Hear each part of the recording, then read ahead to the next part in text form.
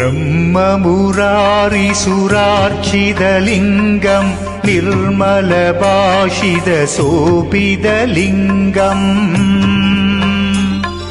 जन्मजदुःखविनाशकलिङ्गम् तत्प्रणमामि सदा शिवलिङ्गम्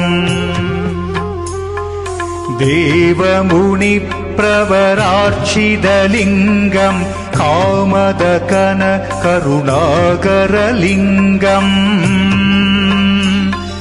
रावणदर्पविनाशनलिङ्गम् तत्प्रणमामि सदा शिवलिङ्गम्।